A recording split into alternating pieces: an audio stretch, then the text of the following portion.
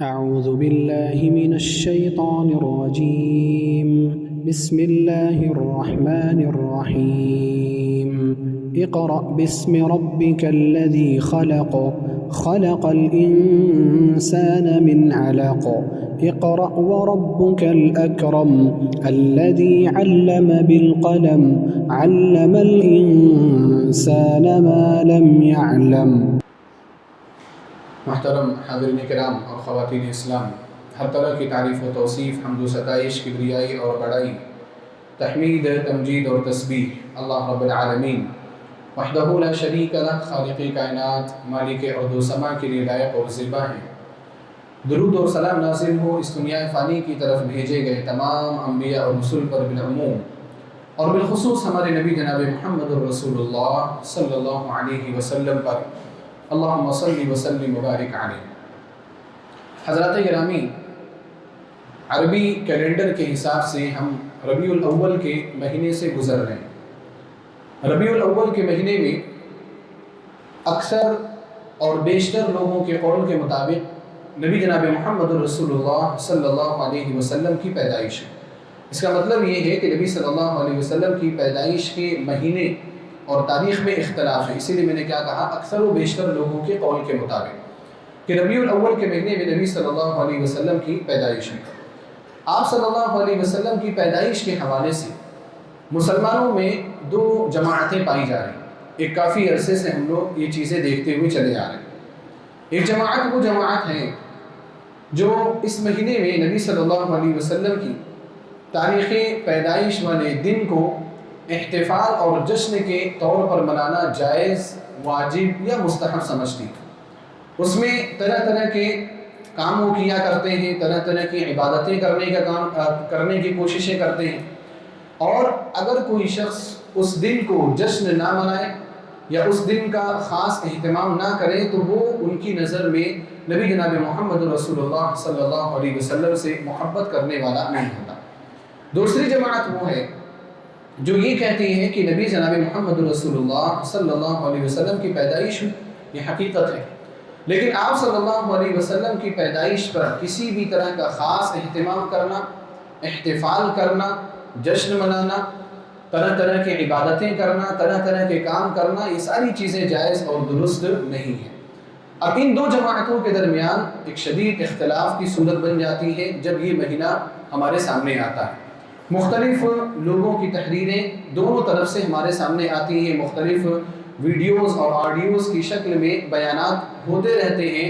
ایک جماعت یہ کہتی ہوئی نظر آتی ہے کہ عید میلاد النبی کا جشن منانا جائز ہے، مستحب ہے، واجب ہے، اور دوسری جماعت یہ کہہ رہی ہوتی ہے کہ یہ چیز بدعت ہے، اللہ کے رسول صلی اللہ علیہ وسلم کے سنت کے خلاف ہے۔ اب یہاں پر ایک عام آدمی وہ الجھن کا شکار رہتا ہے، وہ اس طور پر الجھن کا شکار رہتا ہے کیونکہ وہ نبی صلی اللہ علیہ وسلم سے محبت تو کرتا ہے، لیکن نبی صلی اللہ علیہ وسلم سے محبت کے نام پر یہ عمل کیا جائے یا نہ کیا جائے وہ الجھن کا شکار رہتا ہے۔ وہ یہ فیصلہ نہیں کر پاتا کہ کیا چیز صحیح ہے اور کیا چیز غلط ہے۔ جو لوگ جائز کہہ رہے ہیں، واجب کہہ رہے ہیں، ان کی بات صحیح ہے، جو لوگ بدعت کہہ رہے ہیں، خلاف سنت کہہ رہے ہیں، ان کی بات صحیح۔ ایک عام آدمی فرق نہیں کر پاتا اور وہ الجھن کا شکار ہو جاتا ہے، اور یہ الجھن بھی عدم تعلم کا نتیجہ ہے، تعلیم حاصل نہ کرنے کا نتیجہ ہے۔ اسی وجہ سے کہا جاتا ہے کہ ہر شخص کے اوپر اتنا علم حاصل کرنا ضروری اور فرض ہے کہ جو اس کی زندگی میں، روزمرہ کی زندگی میں اس کے لیے معاون ثابت ہو۔ نبی جناب محمد رسول اللہ صلی اللہ علیہ وسلم نے فرمایا، سنن ابن ماجہ کی روایت ہے، طلب العلم فریضۃ علی کل مسلم، علم حاصل کرنا ہر مسلمان پر فرض ہے، واجب ہے۔ کون سا علم حاصل کرنا فرض اور واجب ہے؟ وہ علم حاصل کرنا جس کے بغیر ایک مسلمان کی اسلامی زندگی کا تصور ہی نہ پایا جائے۔ اسلام کیا اس کو احکام دے رہا ہے، اسلام کن چیزوں سے منع کر رہا ہے، ہر شخص کے لیے یہ چیز جاننا ضروری اور واجب، خواہ وہ مرد ہو، خواہ وہ عورت ہو، خواہ وہ شہر کا رہنے والا ہو، خواہ وہ دیہات کا رہنے والا ہو، خواہ وہ عالم ہو، غیر عالم ہو، بوڑھا ہو، جوان ہو، کسی بھی طرح کا ہو، مسلمان ہونا شرط ہے۔ اگر مسلمان ہے تو اس کو یہ علم حاصل کرنا ضروری ہے، لیکن ہمارے پاس اتنا وقت تو رہتا نہیں۔ ہمارے یہاں بزنس ہیں، ہمارے اپنے ذاتی چیزیں ہیں، شخصی چیزیں ہیں، ہم نے ان کو اتنی زیادہ پرائیورٹی دی ہوئی ہے، اتنی زیادہ ترجیح دی ہوئی ہے کہ ہم علم حاصل کرنے کے لیے نہیں آتے۔ قرآن کریم کو سمجھنے کے لیے نہیں آتے، احادیث کو سمجھنے کے لیے نہیں آتے، اسلام کیا چاہتا ہے کیا نہیں چاہتا ان چیزوں کو ہم سمجھنے کے لیے نہیں آتے۔ یہی وجہ ہے کہ ہم الجھن کے شکار ہو جاتے ہیں، ورنہ یہ بات تو دو چار کی طرح سے واضح ہے، بہت موٹی بات ہے، بہت صاف بات ہے، اس میں کسی بھی شخص کے الجھن کے شکار ہونے کا سوال ہی پیدا نہیں ہوتا۔ اگر کوئی شخص فرق نہیں کر پاتا، اس کا مطلب کہ اس کو بہت زیادہ علم حاصل کرنے کی ضرورت ہے، اس کے پاس بنیاد ہی نہیں ہے۔ میں انشاءاللہ آج کے اس خطبہ جمعہ میں اس حوالے سے چند چیزیں آپ کے سامنے رکھوں گا تاکہ ہر شخص کے لیے فرق کرنا آسان ہو جائے کہ کون سی چیز صحیح ہے کون سی چیز غلط ہے۔ سب سے پہلی چیز یہ کہ نبی جناب محمد رسول اللہ صلی اللہ علیہ وسلم کی محبت یا آپ صلی اللہ علیہ وسلم کی عزت کرنا، آپ کا احترام کرنا، آپ سے محبت کرنا، یہ اجماعی مسئلہ ہے، اس میں کسی کا کوئی اختلاف نہیں ہے، چاہے وہ کسی بھی مسلک کا ہو، چاہے وہ کسی بھی مذہب کا ہو۔ مذہب سے مراد یہاں پر مسلک ہے۔ اگر مسلمان ہے تو اس کا عقیدہ ہے کہ نبی جناب محمد رسول اللہ صلی اللہ علیہ وسلم کی محبت کے بغیر ہمارا ایمان، ہمارا دین، ہمارا اسلام مکمل نہیں ہو سکتا۔ اللہ کے رسول صلی اللہ علیہ وسلم نے خود اس بات کو بیان فرما دیا۔ ابو ہریرہ رضی اللہ تعالیٰ عنہ راوی حدیث ہے، بخاری مسلم کی روایت ہے، لا یؤمن احدکم حتی اکون احب الیہ من ولدہ ووالدہ والناس اجمعین، تم میں سے کوئی شخص اس وقت تک مومن نہیں ہو سکتا جب تک کہ میں اس کے نزدیک، اس کی اولاد سے، اس کے والدین سے اور تمام لوگوں سے زیادہ محبوب نہ ہو جاؤں۔ حضرت عمر بن خطاب رضی اللہ تعالیٰ عنہ کا واقعہ بھی بڑا مشہور ہے۔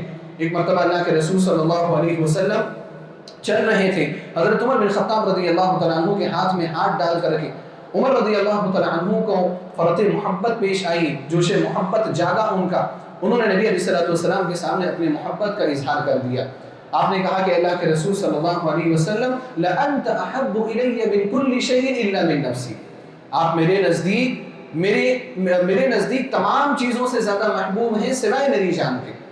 حضرت عمر رضی اللہ تعالیٰ عنہ محبت کا اظہار کرنا چاہ رہے تھے، اور انہوں نے اپنے طور پر، اپنی سمجھ کے اعتبار سے نبی صلی اللہ علیہ وسلم سے انتہائی محبت کا اظہار کیا تھا کہ دنیا کی تمام چیزوں سے زیادہ محبوب آپ ہیں میرے نزدیک سوائے میری جان کے۔ جان تو ہر ایک کو قیمتی ہوتی ہے، جان ہر ایک کو محبوب ہوتی ہے۔ اللہ کے رسول صلی اللہ علیہ وسلم نے کہا، اے عمر ابھی بات مکمل نہیں ہوئی، اگر یہی تک معاملہ ہے تو ابھی آپ کا ایمان مکمل نہیں ہوا۔ حتی اکون احب الیک من نفسک، یہاں تک کہ میں آپ کے نزدیک آپ کی جان سے بھی زیادہ محبوب نہ ہو جاؤں۔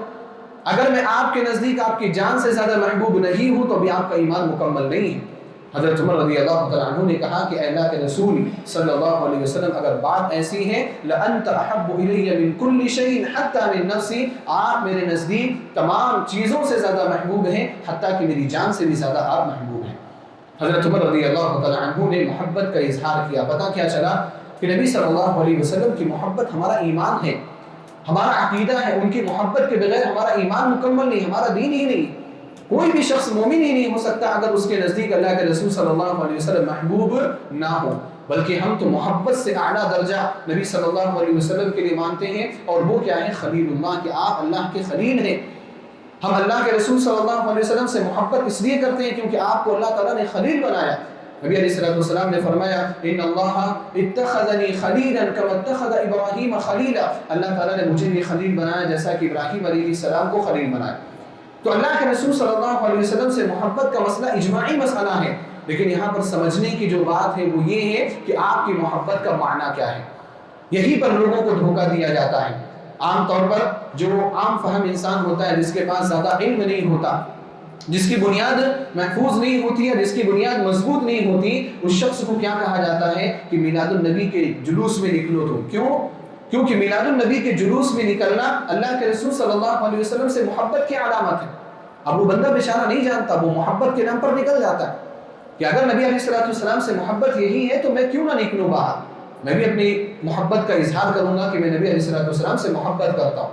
اکثر و بیشتر جو لوگ اس جشن کو منا رہے ہیں وہ اسی بنا پر کہ وہ اس کو کیا سمجھ رہے ہیں، اللہ کے رسول صلی اللہ علیہ وسلم سے محبت۔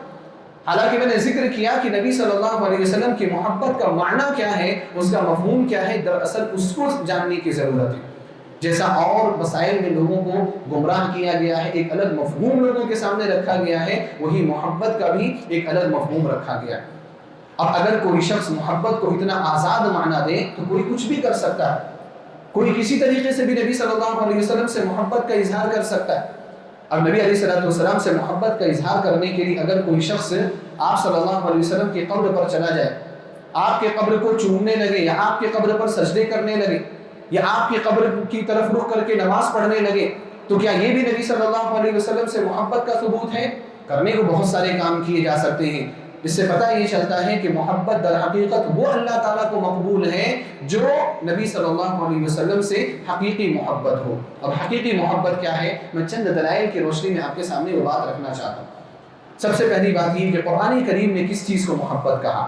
محبت ہم سب دعوے دار ہیں، لیکن محبت کی پہچان کیا ہے؟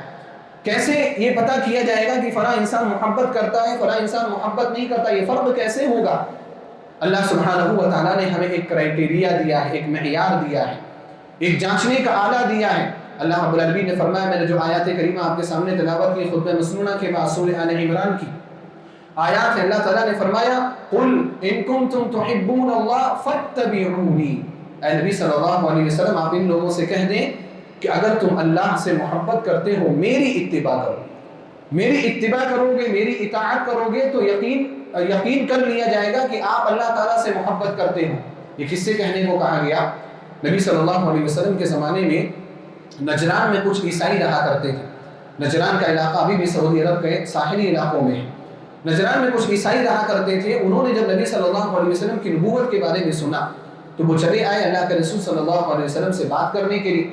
جب نبی صلی اللہ علیہ وسلم نے لا الہ الا اللہ محمد رسول اللہ کا کلمہ ان کے سامنے پیش کیا کہ مجھے نبی مانو، مجھے رسول مانو، کیونکہ اللہ تعالیٰ نے مجھے نبی اور رسول بنایا ہے، جب نبی علیہ السلام نے اسلام کی باتیں پیش کی تو انہوں نے کہا کہ نہیں، ہمارا تعلق تو اللہ تعالیٰ سے بڑا پرانا ہے، ہم تو اللہ تعالیٰ سے بہت محبت کرتے ہیں، کیونکہ اس سے پہلے جو مذہب تھا وہ عیسائی مذہب ہی تھا۔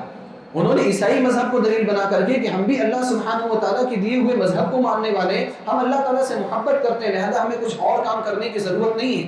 بڑے بڑے دعوے انہوں نے اللہ کے رسول صلی اللہ علیہ وسلم کے سامنے کیے۔ اللہ رب العالمین نے اس آیت کو ان کے امتحان کے طور پر پیش کیا کہ اگر تم اللہ تعالیٰ سے محبت کرتے ہو، تمہارے امتحان یا تمہارے محبت کی علامت یہ ہے کہ تم محمد صلی اللہ علیہ وسلم کی اتباع کرو۔ وہ لوگ بھی دعوے دار تھے، کس سے محبت کی؟ اللہ سے محبت کی۔ امتحان کیا دیا گیا کہ تم محمد صلی اللہ علیہ وسلم کی اتباع کرتے ہو یا نہیں کرتے ہو۔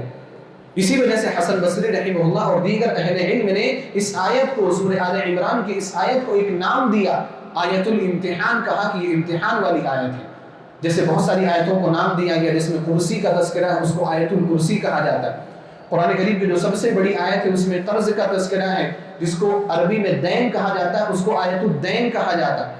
قرآن کریم کی چند آیتوں کو نام دیے جاتے ہیں، اہل علم نے اس آیت کو آیت الامتحان قرار دیا کہ یہ امتحان والی آیت ہے۔ کس کا امتحان لیا گیا؟ عیسائیوں کا۔ کس چیز کی وجہ سے؟ وہ دعوے دار تھے محبت الہی کے، اللہ سبحانہ وتعالیٰ سے محبت کی، اور پرچہ ان کے سامنے کیا پیش کیا گیا؟ کوشچن پیپر، نبی صلی اللہ علیہ وسلم کی اتباع۔ اگر اتباع کرتے ہو تو تم اللہ تعالیٰ سے محبت کرتے ہو، نہیں اتباع کرتے اللہ تعالیٰ سے محبت نہیں کرتے۔ اور اسی چیز کو اللہ سبحانہ وتعالیٰ نے اگلی آیت میں اور واضح انداز میں کہا، قل اطیعوا اللہ والرسول، اے نبی صلی اللہ علیہ وسلم آپ ان کو کہہ دیں کہ تم اللہ کی اطاعت کرو، رسول کی اطاعت کرو، یہی اللہ سے محبت ہے، یہی نبی سے محبت ہے۔ اور اس کے بعد کہا فَإِن تَوَلَّوْا فَإِنَّ اللَّهَ لَا يُحِبُّ الْكَافِرِينَ، اگر یہ لوگ اعراض کر جاتے ہیں، کس سے؟ اطاعت سے، اگر وہ آپ کی اتباع نہیں کرتے، آپ کی اطاعت نہیں کرتے، فَإِنَّ اللَّهَ لَا يُحِبُّ الْكَافِرِينَ، اللہ تعالیٰ ایسے کافروں کو پسند نہیں کرتا، اللہ تعالیٰ ایسے کافروں سے محبت نہیں کرتا۔ لیکن دونوں آیتوں کو اگر سامنے رکھیں تو پتہ کیا چلتا ہے کہ نبی صلی اللہ علیہ وسلم سے محبت، اللہ تعالیٰ سے محبت کی علامت یہ ہے کہ نبی جناب محمد رسول اللہ صلی اللہ علیہ وسلم جو شریعت لے کر کے آئے، آپ کی اتباع، آپ کی اطاعت اس شریعت کے احکام میں کی جائے۔ اسی وجہ سے شیخ الاسلام محمد بن عبد الوہاب رحمہ اللہ کا جملہ میں نے چند خطبوں پہلے آپ کے سامنے ذکر کیا تھا، لیکن یہاں پر اور وضاحت کے ساتھ وہ چیز سمجھ میں آتی ہے۔ آپ نے نبی صلی اللہ علیہ وسلم سے محبت کرنے کے طور پر ذکر کیا کہ وَمَعْنَا شَهَادَةِ أَنَّ مُحَمَّدًا عَبْدُ اللَّهِ وَرَسُولُهُ، کہ جو ہم یہ کہتے ہیں کہ محمد صلی اللہ علیہ وسلم اللہ کے بندے اور اس کے رسول، اس کا معنی کیا ہوتا ہے؟ آپ نے کہا کہ اس کا معنی یہ ہے کہ تصدیقه فیما اخبر، نبی علیہ السلام نے جو باتیں ہمیں بتائی ہیں نا، ان تمام باتوں میں آپ کی تصدیق کی جائے۔ وَطَاعَتُهُ فِيمَا أَمَرَ، آپ نے جو حکم دیا ہے آپ کی ان احکام میں اطاعت کی جائے۔ وَاجْتِنَابُ مَا نَهَى عَنْهُ وَزَجَرَ، آپ صلی اللہ علیہ وسلم نے جس چیز سے منع کر دیا، جس چیز سے روک دیا، اس چیز سے پرہیز کیا جائے۔ وَأَلَّا يُعْبَدَ اللَّهُ إِلَّا بِمَا شَرَعَ، اور اللہ تعالیٰ کی عبادت اسی طریقے پر کی جائے جو طریقہ نبی جناب محمد رسول اللہ صلی اللہ علیہ وسلم نے بتایا. یہ در حقیقت نبی علیہ الصلوۃ والسلام سے محبت ہے. تو محبت کی علامت یہ ہوئی کہ آپ ان کی اتباع کریں، ان کی اطاعت کریں. اور لفظ اتباع پر اگر آپ غور کریں تو اور زیادہ بات کھل کر کے سامنے آتی. لفظ اتباع یہ عربی زبان کا لفظ ہے. اس کا معنی کیا ہوتا ہے؟ لفظ اتباع کا معنی ہوتا ہے تبع یتبع، اتبع یتبع، کسی کے پیچھے چلنا. اور کیسے پیچھے چلنا؟ اس طور پر پیچھے چلنا کہ اس کا نشان قدم جو ہے اس نشان قدم پر اپنے قدم کو رکھنا. جب کوئی انسان چلتا ہے تو ایک فوٹ پرنٹس جس کو بولتے ہیں نشان قدم، اپنے قدم کے نشانات چھوڑ کر کے آگے بڑھتا ہے. اتباع یہ ہے کہ آپ کسی کے نشان قدم پر اپنے پیر رکھ کر کے آپ آگے چلنے کی کوشش کریں. پہلے کے زمانے میں جب کسی شخص کو تلاش کرنا ہوتا تھا تو وہ اس کے جانور کے فوٹ پرنٹس کو اتباع کرتے ہوئے پہنچ جاتے تھے اور اس شخص کو پا لیا کرتے تھے. کیونکہ ریگستان میں اگر اونٹ سفر کر رہا ہے تو اس کے نشانات ہوں گے، اس کے قدم کے نشانات ہوں گے. عربی زبان میں اسی چیز کو اتباع کہا جاتا ہے. اس سے کیا بات معلوم ہوئی؟ اس سے بات ہی معلوم ہوئی کہ نبی صلی اللہ علیہ وسلم کی ویسے ہی اتباع کرنی ہے جیسے نبی صلی اللہ علیہ وسلم بتا کر کے گئے، اپنے طور پر نہیں.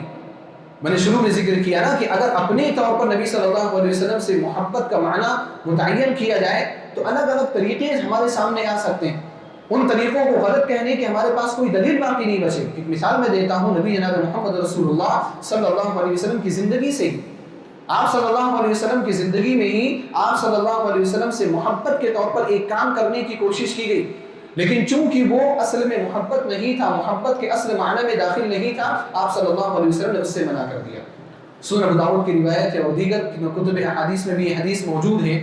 عبداللہ بن ابی اوفا رضی اللہ تعالیٰ عنہ بیان فرماتے ہیں کہ نبی صلی اللہ علیہ وسلم نے حضرت معاذ بن جبل رضی اللہ تعالیٰ عنہ کو، جو علماء صحابہ میں سے ہیں، ان کو شام بھیجا تھا. علماء صحابہ میں سے، بات یاد رکھیے، یہ کوئی عام صحابی نہیں جن کے پاس کافی علم. اور نبی علیہ السلام نے ان کے بارے میں فرمایا کہ اعلمهم بالحلال والحرام معاذ بن جبل، معاذ بن جبل حلال اور حرام کے سب سے بڑے عالم علماء صحابہ میں سے. اسی لیے داعی بنا کر کے بھیجا ہے دعوت کے لیے. کہاں بھیجا؟ شام. معاذ بن جبل رضی اللہ تعالیٰ عنہ شام میں گئے اور شام کے علاقے میں جو رومن امپائر تھی، یعنی رومی حکومت جو تھی، آپ ان علاقوں پر بھی دعوت کے لیے گئے. عیسائیوں کے پاس ہی خاص طور پر نبی صلی اللہ علیہ وسلم نے ان کو بھیجا تھا. وہاں پر آپ نے ایک چیز دیکھی کہ وہاں کے جو لوگ ہیں عیسائی حضرات، وہ اپنے بادشاہوں کے سامنے سجدے کیا کرتے ہیں. اب ان کے بادشاہ کیسے؟ فاسق و فاجر بادشاہ ہیں جن کا شریعت سے، دین سے، ایمان سے کوئی تعلق نہیں ہے. معاذ بن جبل رضی اللہ تعالیٰ عنہ نے سوچا کہ یہ جو لوگ ہیں ایسے فاسق و فاجر کے لیے سجدے کرتے ہیں، ہمارے نبی جناب محمد رسول اللہ صلی اللہ علیہ وسلم تو زیادہ مستحق ہے کہ میں ان کو سجدے کروں. چنانچہ جب آپ اپنا کام کر کے واپس لوٹے، شام سے واپس آئے مدینہ آتے ہی جیسے ہی نبی صلی اللہ علیہ وسلم سے ملاقات ہوئی، حضرت معاذ بن جبل رضی اللہ تعالیٰ عنہ سجدے میں گر گئے، یعنی نبی صلی اللہ علیہ وسلم کو سجدہ کرنے لگے. آپ معاذ بن جبل رضی اللہ تعالیٰ عنہ کس بنا پر سجدہ کر رہے ہیں؟ محبت کی بنا پر ہی تو کر رہے ہیں. آپ کا مقام ان کو پتہ ہے، آپ کا مرتبہ ان کو پتہ ہے. اس محبت کے اظہار کے لیے معاذ بن جبل رضی اللہ تعالیٰ عنہ نے آپ کو سجدہ کیا. لیکن نبی صلی اللہ علیہ وسلم نے کہا ما ھذا یا معاذ کیا کر رہے ہو؟ فوراً ان کو اٹھایا کہ اٹھو، یہ کیا کام کر رہے ہو؟ معاذ بن جبل رضی اللہ تعالیٰ عنہ نے کہا اے اللہ کے رسول صلی اللہ علیہ وسلم، میں نے شام میں دیکھا وہاں پر لوگ عجیب لوگوں کو سجدے کیا کرتے ہیں، تو میں نے سوچا کہ رسول اللہ صلی اللہ علیہ وسلم تو زیادہ مستحق ہے کہ میں ان کو سجدے کروں، اس وجہ سے میں آپ کو سجدہ کرنے لگا. دیکھیں ان کی بھی فکر. معاذ بن جبل کے بارے میں نے کیا ذکر کیا کہ وہ علماء صحابہ میں سے ہیں، یعنی ان کو محبت کا ایک معنی اور مفہوم کیا لگا کہ نبی صلی اللہ علیہ وسلم کو سجدہ بھی کیا جانا چاہیے. لیکن ان کی جو فکر تھی، ان کا جو اجتہاد تھا، ان کی جو سوچ تھی وہ درست نہیں تھی. اسی وجہ سے اللہ کے رسول صلی اللہ علیہ وسلم نے ان کو منع کیا. اور آپ علیہ الصلوۃ والسلام نے اسی وقت یہ جملہ ارشاد فرمایا لو كنت آمرا احدا ان يسجد لاحد لامرت المرأة ان تسجد لزوجها. اگر میں کسی مخلوق کے لیے سجدہ کرنے کا حکم دیتا تو میں عورت کو یعنی بیوی کو حکم دیتا کہ وہ اپنے شوہر کو سجدہ کرے. لیکن یہ حکم بھی ہماری شریعت میں نہیں ہے. کوئی کسی مخلوق کو سجدہ کر ہی نہیں سکتا. سجدہ صرف خالق کے لیے، سجدہ صرف اللہ کے لیے. کہنے کی بات کیا ہے کہ انہوں نے معاذ بن جبل رضی اللہ تعالیٰ عنہ نے محبت کے اظہار کا یہ طریقہ سمجھا کہ ایسے ہم محبت کا اظہار کر سکتے ہیں، لیکن محبت کے اظہار کا وہ طریقہ درست نہیں تھا. معاذ بن جبل رضی اللہ تعالیٰ عنہ کو منع کر دیا. پتہ کیا چلا کہ محبت کے نام پر کوئی بھی کام کرایا نہیں جا سکتا. ہمارے لوگ محبت کے نام پر ہی گمراہ ہو رہے ہیں کہ یہ محبت رسول ہے، حتیٰ کہ کچھ لوگ عشق رسول بھی کہتے ہیں، حالانکہ عشق کا لفظ نبی صلی اللہ علیہ وسلم کے لیے استعمال کرنا درست ہی نہیں، کیونکہ عشق کے لفظ میں شہوت پائی جاتی. بیوی جو اپنے شوہر سے عشق کرتی ہے، شوہر اپنے بیوی سے عشق کرتا ہے. ہم اپنے بچے کے لیے نہیں بولتے کہ بچے میں آپ سے عشق کرتا ہوں، محبت ہم بولتے ہیں. ہم اپنے والدین کو بھی نہیں بولتے. لوگوں نے نبی صلی اللہ علیہ وسلم کی محبت میں اتنا غلو کیا کہ عشق رسول کا نام دیا. تو عشق رسول درست نہیں ہے، محبت رسول درست ہے، لیکن محبت رسول کا یہ مفہوم اور یہ معنی درست نہیں ہے کہ ہماری سمجھ میں جو بھی آئے، جو بھی طریقہ آئے، ہم اس طریقے پر نبی صلی اللہ علیہ وسلم سے محبت کا اظہار کرنے لگیں. اگر یہ پوائنٹ ہمیں سمجھ میں آ گیا تو ہمیں بخوبی سمجھ میں آئے گا کہ یہ جو عمل کیا جا رہا ہے اس عمل کا شریعت سے کوئی تعلق نہیں. دوسری بات یہ ہے کہ عید میلاد النبی جو منایا جا رہا ہے، اس بات پر بھی تمام لوگوں کا تقریباً اجماع ہی نظر آتا ہے، چاہے وہ منانے والے ہوں چاہے وہ نہ منانے والے ہوں، کہ عید میلاد النبی کا معاملہ نبی صلی اللہ علیہ وسلم، صحابہ کرام، تابعین اور تبع تابعین کے دور میں نہیں تھا. یعنی ان لوگوں نے، قرون ثلاثہ نے، 3 صدیوں والے لوگوں نے، 300 سالوں والے لوگوں نے یہ کام انجام نہیں دیا. اور اس بات کا اعتراف ہم اگر اپنے لوگوں کی باتیں بیان کریں تو وہ بات شاید اتنی اچھی نہیں ہوگی، اس لیے میں ان لوگوں کی باتیں بیان کر رہا ہوں جو منانے کو جائز مانتے ہیں. عید میلاد النبی کو جو لوگ جائز مانتے ہیں اور جو لوگ مناتے ہیں، ان کے علماء میں سے ایک بڑے عالم ہیں ڈاکٹر طاہر القادری، بہت مشہور شخصیت ہے جو پاکستان کے پڑوسی ملک کے رہنے والے، اور یہ ان میں بہت بڑے عالم مانے جاتے ہیں. ڈاکٹر طاہر القادری، انہوں نے اپنے بیان میں بھی اور ایک کتاب بھی انہوں نے عید میلاد النبی کے تعلق سے لکھی، اس کتاب میں بھی انہوں نے یہ ذکر کیا کہ عید میلاد النبی کا جشن نہ تو نبی صلی اللہ علیہ وسلم نے، نہ تو صحابہ نے، نہ تو تابعین نے، نہ تو تبع تابعین نے، اور نہ ہی قرون ثلاثہ کے لوگوں نے منایا. یہ کس کا اعتراف ہے؟ خود ان کے گھر کے لوگوں کا اعتراف، اور وہ انسان منا رہا ہے جو اس بات کو مان رہا ہے کہ نہیں، یہ چیزیں قرون ثلاثہ میں 3 صدیوں میں نہیں پائی گئیں، پھر بھی وہ اس جشن کو منا رہا ہے اور اس جشن کو منانے کے لیے لوگوں کو ابھار رہا ہے. اب جب یہ اجماعی مسئلہ ہے کہ قرون ثلاثہ میں پہلی 3 صدیوں میں یہ جشن نہیں منایا گیا، اس کا مطلب کہ وہ چیز دین نہیں ہے، اس کا دین سے کوئی تعلق نہیں ہے. حضرت حذیفہ بن یمان رضی اللہ تعالیٰ عنہ نے بیان فرمایا، امام ابو شامہ رحمہ اللہ نے اپنی کتاب الباعث میں اس اثر کو ذکر کیا. آپ فرماتے ہیں کل عبادت لم يتعبدها اصحاب رسول اللہ صلی اللہ علیہ وسلم فلا تعبدوها، ہر وہ عبادت جس کو صحابہ کرام نے عبادت کے طور پر انجام نہیں دیا، فلا تعبدوها، تم کبھی بھی اس عبادت کو انجام نہیں دینا. حضرت حذیفہ بن یمان رضی اللہ تعالیٰ عنہ نے یہاں پر صرف صحابہ کرام کی حد تک محدود کر دیا کہ اگر صحابہ کرام نے وہ کام نہیں کیا تو وہ کام عبادت ہو ہی نہیں سکتا. ہم تو 3 صدیوں کی بات کر رہے تھے کہ 3 صدیوں میں بھی نہیں پایا گیا. یہاں صرف صحابہ کرام تک محدود ہے کہ اگر صحابہ کرام نے وہ کام نہیں کیا، عبادت کا کوئی کام ہے، تو وہ کام اللہ کی قسم عبادت ہو ہی نہیں سکتا، وہ عبادت نہیں بلکہ دین میں بدعت ہے. تو یہ بات جب بالکل واضح انداز میں ہمارے سامنے معروف اور مشہور ہے، پھر کیسے لوگ عید میلاد النبی کا جشن مناتے ہیں اور کیسے لوگ لوگوں کو اس کی طرف آمادہ کرنے کی کوشش کرتے ہیں؟ در حقیقت یہاں سمجھنے کی چیز یہ ہے کہ شیطان نے پیچھے پس پردہ اپنا کام کیا ہے. شیطان چاہتا کیا ہے؟ شیطان اولاً تو یہ چاہتا ہے کہ آپ کافر رہیں، آپ مسلمان ہی نہ رہیں، آپ مومن ہی نہ رہیں. اگر کوئی شخص مسلمان نہیں ہے، غیر مسلم ہے، اور وہ اسلام قبول کرنے کے لیے آ رہا ہے نا، تو 10 چیزیں اس کے سامنے شیطان رکھتا ہے، 10 وسوسے پیدا کرتا ہے اس کے ذہن میں کہ یہ کرو گے تو یہ ہوگا، یہ کرو گے تو وہ ہوگا. وہ انسان کیا ہے؟ اسلام سے ہی دور ہو جاتا ہے.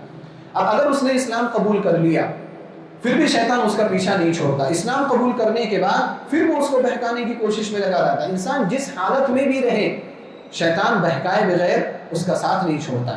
آپ کتنے پارسا بن جائیں، کتنے متقی بن جائیں، کتنے نیک بن جائیں، کبھی بھی شیطان آپ کا ساتھ نہیں چھوڑے گا، آپ کو ہر طرح سے بہکانے کی کوشش کرے گا. آپ تہجد کی نماز پڑھیں گے، آپ نے اگر اپنے آپ کو تہجد کے لیے بنا لیا، خواہشات نفس پر اتنا کنٹرول کر لیا، تہجد کے لیے بنا لیا، تو اب تہجد کی نماز میں جب کھڑے ہوں گے نا تو پوری نماز ہی آپ کی گول کر دے گا، غائب کر دے گا، آپ کا ذہن ایسا پھرائے گا. اور پھر اگر آپ نے خشوع خضوع بھی برت لیا تہجد کی نماز میں، تو تہجد کی نماز کے بعد آپ کو فجر کی نماز سے سلا دے گا، فجر کی نماز ہی نہیں پڑھنے دے گا. اور اگر آپ نے وہ بھی پڑھ لیا تو وہ آپ کے دل میں تکبر پیدا کرے گا کہ میں نے بہت اچھا کام کیا، میں ہی نیک ہوں، پوری دنیا کے اندر مجھ سے زیادہ کوئی نیک نہیں ہے، کہ دیکھو میں تہجد بھی پڑھ رہا ہوں، فجر کی نماز بھی پڑھ رہا ہوں. یہ تکبر پیدا کر کے آپ کے عمل کو غارت کرنے کی کوشش کرے، یعنی کہیں بھی شیطان آپ کو چھوڑے گا نہیں. تو اس معاملے میں شیطان کیسے چھوڑ دیتا؟ شیطان کو تو یہ پسند ہے نا کہ لوگ اسلام چھوڑ کر کے غیر اسلامی رسومات کو اپنانے لگے. لہذا وہ بدعات کو لوگوں کے ذہن و دماغ میں سجا کر کے پیش کرنے کی کوشش کرتا ہے.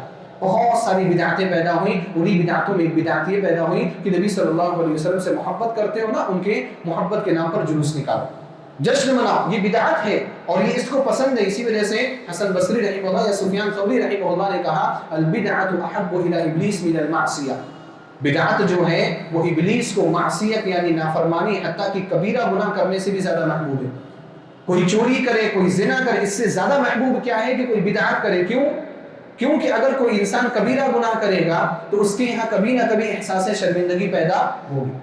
کبھی نہ کبھی وہ اللہ سبحانہ وتعالیٰ سے توبہ کرے گا کہ میں نے غلط کام کیا. لیکن جو شخص بدعت کرتا ہے وہ اس کو اسلام سمجھ کر کے کرتا ہے، اس لیے اس کے ذہن میں کبھی بھی شرمندگی کا احساس ہی پیدا نہیں ہوتا اور کبھی بھی اس کو توبہ کی توفیق نہیں ملتی. بعض اہل علم نے جو کہا ہے کہ بدعتی کو توبہ کی توفیق نہیں ملتی، اس کا معنی یہی ہے کہ چونکہ وہ بدعت کو اسلام سمجھ کر کے کرتا ہے، اس لیے بہت کم چانس ہوتا ہے، بہت کم امید ہوتی ہے کہ وہ توبہ کر لے. حالانکہ ہم نے ایسا بھی دیکھا ہے کہ بدعتی حضرات توبہ کرتے ہیں تو توبہ کرتے ہیں، نہیں وہ حقیقت ہے. لیکن اس قول کا مفہوم کیا ہے؟ اس قول کا مفہوم یہ ہے کہ زیادہ تر بدعتی توبہ نہیں کر پاتے کیونکہ وہ لوگ اس کو اسلام سمجھ کر کے کرتے ہیں. تو ہمیں یہ سمجھنا ہوگا کہ یہ شیطانی چال ہے کہ شیطان ہمیں بدعت کی طرف لگا رہا ہے. اب عید میلاد النبی کا جشن منانے والوں کی حالت دیکھو آپ، فجر کی نماز نہیں پڑھیں گے لیکن جلوس میں نکلنا ضروری ہے. ہرے کپڑے پہن کر کے، ہرے جھنڈے نکال کر کے، گاڑیوں پر لگا کر کے بچوں کو نکالیں گے. بچوں کو فجر کی نماز پڑھانے لے کر کے نہیں آئیں گے. بچوں کو پروگرام میں جہاں پر دین کی باتیں، قرآن کی باتیں، حدیث کی باتیں سنائی جا رہی وہاں پر لے کر کے نہیں آئیں گے. لیکن عید میلاد النبی کے جلوس میں ضرور بھیجیں گے کہ بچے جاؤ، یہ عبادت ہے، یہ اللہ کے رسول صلی اللہ علیہ وسلم سے محبت کا نتیجہ ہے. عید کے دن، عید الاضحیٰ کے دن ان کے گھر میں کچھ بنے نہ بنے لیکن عید میلاد النبی کے دن اچھے پکوان ضرور بننے ہیں. بہت سارے لوگوں کا مسئلہ ایسا ہے کہ عید الفطر میں، عید الاضحیٰ میں نئے کپڑے نہیں بنواتے لیکن عید میلاد النبی میں نئے کپڑے بنوانا ضروری ہے. شیطان نے اس طرح کا گیم کھیلا کہ جو چیز ہمارے لیے ضروری تھی، واجب تھی، جو اسلامی شریعت کا اجماعی طور پر حصہ تھی، اس سے ہماری گردنوں کو، ہمارے چہروں کو پھیر کر کے ایسے کام میں لگا دیا جس کا تعلق شریعت میں ہے ہی نہیں، جس کا نبی صلی اللہ علیہ وسلم سے، صحابہ سے، تابعین سے، تبع تابعین سے کوئی تعلق ہے ہی نہیں. اب جب 3 صدیوں میں نہیں کیا گیا، اس کا مطلب کہ اس چیز کا تذکرہ نہ تو کتاب میں ہے نہ تو سنت میں ہے. اور اس بات کا اعتراف بڑے بڑے لوگوں نے کیا. حافظ سیوطی رحمہ اللہ ہیں، بڑے عالم ہیں، انہوں نے بڑی خدمت انجام دی، انہوں نے بڑے کام کیے ہیں. حافظ سیوطی جیسا عالم، کبھی کبھار بدعت کا گھیرا یا بدعت کا شکنجہ اتنا خطرناک ہوتا ہے کہ انسان بہت پڑھ لکھ کر کے بنا بدعت کو نہیں سمجھ پاتا. اسی لیے بدعت سے بچنا بہت ضروری ہے. بہت خطرناک شکنجہ ہوتا ہے. تھوڑا آپ لوگ آگے بڑھ جائیں تاکہ پیچھے آنے والوں کو پریشانی نہ ہو، جو آگے کی صفحے ہیں اس کو پور کر لیں. تو بدعت کا شکنجہ جو ہے وہ بڑا خطرناک ہوتا ہے کہ آپ بہت اچھے لوگ بھی اس سے نہیں نکل پاتے. حافظ سیوطی انہوں نے بہت کتابیں لکھی. تفسیر میں ان کی کتاب الدر المنثور فی التفسیر بالمأثور، حدیث میں انہوں نے صحیح مسلم کی شرح لکھی، صحیح بخاری کی شرح لکھی، ابن ماجہ کی شرح لکھی، شروحات انہوں نے لکھی. ان کی کتابیں ہم پڑھتے ہیں، پڑھاتے ہیں. علوم الحدیث میں انہوں نے تدریب الراوی لکھی. علوم القرآن میں انہوں نے الاتقان فی علوم القرآن لکھی. ہر فن میں حافظ سیوطی رحمہ اللہ کی کتابیں ہیں. 911 ہجری میں آپ کی وفات ہوئی ہے لیکن میلاد النبی کے مسئلے میں وہ بھی گمراہ نظر آتے. وہ بھی میلاد النبی منایا کرتے تھے اور اس وقت وہ بھی لوگوں کو میلاد النبی پر ابھارا کرتے تھے. میں ان کا ایک اور اثر میں ذکر کرنا چاہتا ہوں آپ کے سامنے. حافظ سیوطی نے لکھا کہ میں نے دیکھا کہ لوگ عید میلاد النبی منا رہے ہیں اور میں خود بھی منا رہا ہوں، لیکن میں نے بہت غور کیا کہ عید میلاد النبی منانے کی دلیل کیا ہے. یعنی ان کا ذہن یہاں تک گیا کہ دلیل کیا ہے، دلیل تو نہیں مل رہی. اب انہوں نے کیا کہا کہ میں نے دیکھا کہ کسی کے پاس کوئی دلیل نہیں. پھر میں نے غور کیا کتابوں میں، احادیث میں نے غور کیا، تب جا کر کے مجھے ایک دلیل ملی. اس کا مطلب کیا ہے؟ اس کا مطلب یہ ہے کہ عید میلاد النبی کی دلیل کو ڈھونڈا گیا ہے. دلیل کو ڈھونڈا گیا، اس کو تلاشا گیا ہے. وہ واضح طور پر قرآن کریم اور احادیث میں مذکور نہیں ہے، اس کو محنت سے ڈھونڈا گیا ہے، تلاشا کیا. اب انہوں نے جو دلیلیں دی ہیں وہ دلیلیں آپ سنتے رہتے ہیں، وہ ایسی دلیلیں ہیں جن کا تعلق کسی حقیقت سے نہیں. میں دلیل انشاءاللہ آخر میں اشارہ کروں گا. یہاں پر جو کہنے کی بات ہے وہ یہ ہے کہ دیکھو انہوں نے کیا کہا کہ ہم نے دلیل ڈھونڈنے کی کوشش کی، اور یہی بات کسی چیز کے بدعت ہونے کی پکی دلیل ہے کہ اس کی دلیل کو ڈھونڈنے کی کوشش کی جائے، اس کو تلاش کرنے کی کوشش کی جائے. کیونکہ اہل السنہ والجماعہ کا، اہل الحدیث کا طریقہ کیا ہے کہ ہم پہلے قرآن کریم کی آیت پڑھتے ہیں، ہم پہلے حدیث پڑھتے ہیں، پھر اس کے بعد قرآن کریم کی آیت سے یا حدیث سے جو فائدہ ملتا ہے ہم اپنا عقیدہ اسی حساب سے بنانے کی کوشش کرتے ہیں. ہم اپنا عمل اسی حساب سے بنانے کی کوشش کرتے ہیں. لیکن اہل بدعت کی پہچان کیا ہے؟ اہل بدعت کی پہچان یہ ہے کہ اہل بدعت پہلے کام کرنا شروع کرتے ہیں، اس کے بعد جا کر کے وہ دلیلیں ڈھونڈنے کی کوشش کرتے ہیں. عید میلاد النبی کے ساتھ ایسا ہی کیا گیا کہ پہلے عید میلاد النبی کا جشن منانا شروع کر دیا گیا اور پھر اس کے بعد اس کی دلیلیں ڈھونڈنے کی کوشش کی گئی. کہاں سے؟ کتاب و سنت سے. اس بات کی دلیل ہے کہ یہ واضح طور پر بدعت ہے، اس کے بدعت ہونے میں کوئی شک و شبہ نہیں ہے. اور یہاں پر طریقے کا اختلاف ہے، اسی کو منہج کہا جاتا ہے. جب ہم لوگ بات کرتے ہیں نا منہج سلف کا منہج، منہج صحابہ کا منہج، تو سلف کا منہج، صحابہ کا منہج یہی ہے. پہلے آپ حدیث پڑھو، حدیث صحیح ہے، اس میں اگر کوئی عمل کرنے کو کہا گیا ہے تو عمل کرنا شروع کرو. یہ طریقہ غلط ہے کہ پہلے کوئی عمل کرو، پھر اگر کوئی پوچھ لے بھائی کہ یہ عمل کہاں ہے تو پھر آپ اس کے لیے کتابوں کو کھنگالنا شروع کر دو. یہ بہت اہم چیز ہے. اس اصول کو اگر ہم نے جانا تو بہت ساری، صرف عید میلاد النبی کی بدعت نہیں، بہت ساری بدعتوں میں فرق کرنا ہمارے لیے آسان ہو جائے گا. یہاں پر ایک چیز یہ بھی ہے کہ اب یہ لوگ دلیلیں کیا دیتے ہیں؟ دلیلیں وہ دیتے ہیں کتاب و سنت سے وہ لوگ استدلال کرنے کی کوشش کرتے ہیں، لیکن ایسی دلیلیں ہیں جو بالکل عام ہیں، جن کا عید میلاد النبی سے کوئی تعلق نہیں. مثال کے طور پر سورہ یونس کی ایک آیت ہے، اللہ سبحانہ وتعالیٰ نے فرمایا کہ اے نبی صلی اللہ علیہ وسلم آپ لوگوں کو کہہ دیں کہ اللہ کے فضل اور اس کے رحمت میں آپ خوشی منایا کرو. کہتے ہیں کہ نبی صلی اللہ علیہ وسلم ہمارے لیے کیا ہے؟ رحمت ہے، اس لیے ہم خوشی منا رہے ہیں. اب یہ آیت قرآن کریم کی آیت ہے، سورہ یونس کی آیت ہے. اب یہاں پر سب سے بڑا سوال یہ ہے کہ اگر قل بفضل اللہ وبرحمتہ والی آیت اس بات پر دلالت کرتی ہے کہ عید میلاد النبی کا جشن منانا چاہیے تو صحابہ کرام نے کیوں نہیں منایا؟ اگر انہوں نے یہ عمل نہیں کیا تو اس کا مطلب کہ صحابہ کرام کو نبی صلی اللہ علیہ وسلم سے محبت نہیں تھی، وہ قرآن کریم کی آیتوں پر عمل کرنا نہیں چاہتے تھے. نعوذ باللہ من ذلک. اگر کوئی یہ مانتا ہے تو وہ انسان مانتے ہی کافر ہو جائے گا، صحابہ کرام کے بارے میں یہ غلط عقیدہ رکھے گا.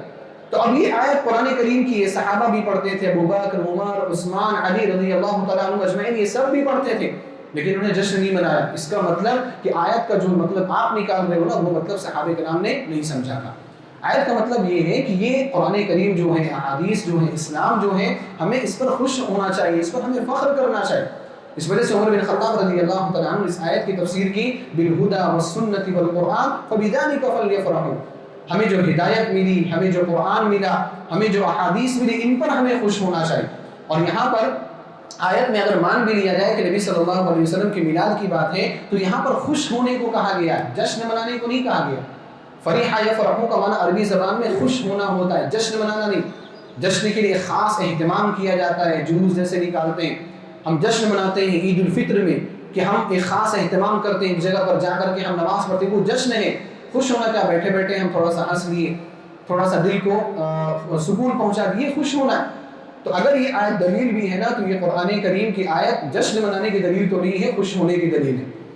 دوسری جو دلیل وہ لوگ پیش کرتے ہیں، بہت ساری دلائل ہیں، میں نے اس سے پہلے بھی کئی مرتبہ پیش کیا، لیکن بس اشارے کرنا میں چاہتا ہوں کہ اللہ کے رسول صلی اللہ علیہ وسلم پیر کے دن کا روزہ رکھتے تھے، اور پیر کے دن آپ صلی اللہ علیہ وسلم کی پیدائش ہوئی، لہذا نبی صلی اللہ علیہ وسلم نے خود عید میلاد منایا. استغفر اللہ العظیم. نبی صلی اللہ علیہ وسلم پیر کے دن روزہ رکھتے تھے، تو کیا صرف پیر کو روزہ رکھتے تھے؟ آپ جمعرات کو بھی روزہ رکھتے تھے. تو اگر آپ پیر کے دن روزہ اگر آپ عید میلاد کی وجہ سے رکھتے تھے، اپنے پیدائش کے دن کی وجہ سے رکھتے تھے، جمعرات کو روزہ کیوں رکھتے تھے؟ یہ سب اپنی طرف سے بنائی جانے والی باتیں ہیں. نبی صلی اللہ علیہ وسلم نے پیر کے دن اگر روزہ رکھا تو آپ نے روزہ رکھ کر کے ہی یہ ظاہر کر دیا کہ عید کا دن نہیں ہے. عید الفطر کو آپ روزہ رکھتے ہیں، عید الاضحیٰ کو روزہ رکھتے ہیں. علماء کا اجماع ہے کہ عید الفطر کے دن کا روزہ، عید الاضحیٰ کے دن کا روزہ حرام ہے. گناہ ملے گا اس انسان کو جو اس دن روزہ رکھے گا، کیونکہ وہ عید ہے، وہ کھانے پینے کے ایام ہیں. آپ جائیں، آپ جشن منائیں، جو بھی جائز چیزیں ہیں، حلال چیزیں، آپ اس کو کھائیں. عید کا دن ایسا ہوتا ہے، عید کا دن روزے کا دن کبھی بھی نہیں ہوتا ہے. بہرحال جتنے بھی دلائل پیش کیے جاتے ہیں، سارے دلائل ایسے ہیں کہ جو دلائل بالکل رقیق ہیں اور بوندے ہیں، جن کے اندر کوئی بھی پختگی نہیں ہے اور کوئی بھی ضابطہ نہیں. ایک آخری بات بول کر کے میں اپنی بات ختم کروں گا، اور وہ یہ ہے کہ کبھی بھی آپ کو اگر بدعت پہچاننا ہو تو بدعت کو پہچاننے کی صورت یہ ہے کہ وہ بدعت نہ ہر علاقے کے حساب سے مختلف ہوگی. سنتیں جو ہوتی ہیں، سنتیں انٹرنیشنل ہوتی ہیں، بین الاقوامی ہوتی ہیں، اور ہر جگہ پر ایک طریق پر وہ کام کیا جاتا ہے. ہم نماز پڑھتے ہیں کتنے وقت کی؟ 5 وقت کی نماز پڑھتے ہیں، فجر کی، ظہر کی، عصر کی، مغرب کی، عشاء کی. آپ ہندوستان میں ہیں، آپ کہیں بھی چلے جائیں، انٹارکٹیکا میں بھی اگر آپ چلے جائیں، اگر وہاں پر کوئی مسلمان ہے اور وہ نماز پڑھتا ہے نا تو وہ فجر، ظہر، عصر، مغرب، عشاء کی ہی نماز پڑھے گا. یہ بین الاقوامی ہے، یہ انٹرنیشنل چیز ہے. تبدیل نہیں ہوتی. اور فجر کی نماز 2 رکعت یہاں پر ہے، سعودی عرب میں ہے، آپ کو افریقہ میں، یورپ میں، امریکہ میں، جہاں بھی مسلمان ہیں 2 ہی رکعت پڑھیں گے. کوئی 3 رکعت 2.5 رکعت نہیں پڑھے گا. ظہر کی نماز 4 رکعت ہی پڑھیں گے، عصر کی نماز 4 رکعت ہی پڑھیں گے، مغرب کی نماز 3 رکعت ہی ہے، عشاء کی نماز 4 رکعت ہے. یہ انٹرنیشنل ہے. سنتیں انٹرنیشنل ہوا کرتی ہیں، علاقوں کے حساب سے مختلف نہیں ہوتی، اور بدعتیں علاقوں کے حساب سے مختلف ہوتی ہیں. علاقوں کے حساب سے بھی مختلف ہوتی ہیں، زمانے کے اعتبار سے بھی مختلف ہوتی ہیں. جیسے جیسے وقت بدلتا جائے گا اس میں تبدیلیاں پیدا ہوتی چلی جائیں. ہمارے نمازوں میں کبھی بھی تبدیلیاں پیدا نہیں ہوئی. وہی نماز ہے 2 رکعت فجر کی جو نبی صلی اللہ علیہ وسلم پڑھتے ہیں، اور آج ہم بھی الحمدللہ پڑھتے ہیں. اور قیامت تک 2 رکعت ہی نماز پڑھی جائے گی، کیونکہ یہ سنت ہے، یہ مشروع ہے، یہ اسلام ہے. عید میلاد النبی کا آپ دیکھ لو، ہر علاقے کے حساب سے الگ الگ ہے. کچھ لوگ کیا کرتے ہیں، عید میلاد النبی کے جشن کے طور پر اپنی مسجدوں میں خالی سیرت النبی کا پروگرام رکھ لیتے ہیں. یہ بھی کیا ہے، وہ جشن میں ہی داخل ہے. خصوصی طور پر پروگرام رکھنا یہ بھی جشن میں داخل ہے. شروع میں جب عید میلاد النبی منانا شروع کیا تھا لوگوں نے، وہ اسی طور پر شروع کیا تھا. پھر بعد میں یہ رفتہ یہ ترقی یافتہ شکل ہے. کچھ لوگ کیا کرتے ہیں، بولتے ہیں نہیں جلوس میں تو نہیں جانا ہے، میں اپنے گھر میں تھوڑا سا اچھا کھانا پکا لوں گا، اور یہی نبی صلی اللہ علیہ وسلم سے محبت کی دلیل. کچھ لوگ یہ کرتے ہیں کہ نہیں جلوس نکالنا ہے، جلوس میں جانا ہے. کچھ لوگ یہ کرتے ہیں کہ نئے کپڑے پہن لیے، خالی دوستوں یاروں سے مل لیے، رشتہ داروں میں مل لیے، عید میلاد النبی کا جشن مکمل ہو گیا. کچھ لوگ کچھ کرتے ہیں، کچھ لوگ کچھ کرتے ہیں. ہر اعتبار سے طریقے الگ. پہلے 2-4 سال یا 5 سال پہلے عید میلاد النبی کے نام پر جشن نماز نہیں پڑھی جاتی تھی. لیکن جب اہل الحدیث علماء نے یہ کہا کہ عید الفطر یا عید جو اسلام میں ہے نا اس میں نمازیں ہوتی ہیں، تو کچھ لوگوں نے عید میلاد النبی کے موقع پر 2 رکعت نماز پڑھنا بھی شروع کر دی. نعوذ باللہ من ذلک. یہ دیکھو یہ بدعت کی علامت ہے، یہ غلط چیز ہونے کی علامت ہے. آپ ہندوؤں کے مذہب پر ذرا غور کر لیں. ہندوؤں کے یہاں جو پوجا پاٹ ہے، جو رسمیں ہیں، جو رواج ہیں، وہ ہر علاقے کے حساب سے الگ الگ ہے. ہر علاقے میں الگ بھگوان کو پوجا جاتا ہے، ہر علاقے میں الگ بھگوان کو الگ طریقے سے پوجا جاتا ہے. یہ غلط ہونے کی، باطل ہونے کی سب سے بڑی دلیل. اسی طرح سے عید میلاد النبی ہر زمانے کے اعتبار سے الگ ہے. آج کے زمانے میں لوگ ڈی جے میں ڈانس کر کے عید میلاد النبی منا رہے. اب یہ بھی ترقی یافتہ شکل ہو گئی. تو اس لیے اس کو پہچانے آپ.